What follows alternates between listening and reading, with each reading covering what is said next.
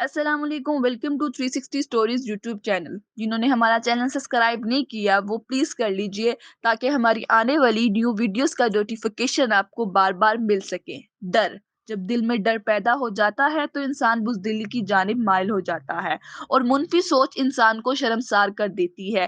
یہی میری اس کہانی کا مرکزی خیال ہے۔ فرات دل کا مریض تھا اور جب اس کی صبح آنکھ کھلی تو کمرے میں کوئی نہ تھا۔ اس پر خوف طاری ہو گیا تھا کہ شاید آج پھر مہرین اس سے رات کی لڑائی کے بعد سویرے سویرے ہی میکے چلی گئی ہے۔ فرات پر گھبراہٹ طاری ہو گئی۔ اس نے محسوس کیا ہے کہ وہ انجانے خوف کی وجہ سے بستر سے اٹھ بھی نہیں پا رہا تھا۔ اس نے تمام اپنی طاقت صرف کر دی اور بالآخر بستر سے اٹھ ہی گیا۔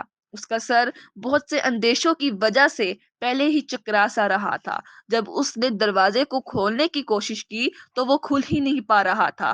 فرحات ایک دم سے ہی زمین پر بیٹھ گیا اور مہرین کو پکارنے لگا۔ فرحات کے جسم سے جان جیسے نکل رہی ہو۔ وہ لرزنا شروع ہو گیا کہ مہرین اس کو کمرے میں بند کر کے چلی گئی ہے اور وہ بھوک پیاس سے مر جائے گا۔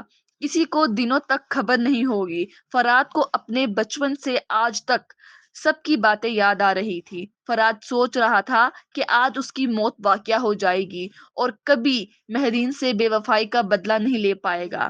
یہی نہیں، اس کو اپنے ان افسران پر بھی غصہ آ رہا تھا جس کی وجہ سے کئی بار اس کو ملازمت سے نکالنے کی دھمکی دی ہوئی تھی۔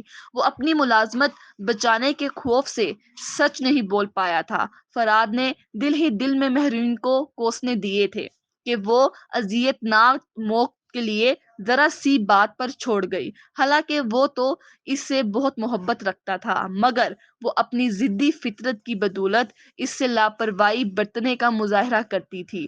فراد نے ہمت سے کام لیتے ہوئے دروازے کو اس بار باہر کی جانب کھولنے کی بجائے جب اندر کی طرف کھینچا تو وہ کھول گیا۔ اس کے ساتھ ہی اس کا سارا ڈر ختم ہو گیا۔ اس نے پریشانی میں یہ بات یاد نہ رکھی تھی کہ دروازہ اندر کی جانب کھلتا ہے۔ اس نے جب سامنے کچن کی طرف نظر ڈالی تو مہرین اس کے لیے ناشتہ بنا رہی تھی۔ اس کی طرف دیکھ کر وہ مسکرائی تھی، مگر فراد نظریں جھکا کر غسل خانے کی جانب چل پڑا۔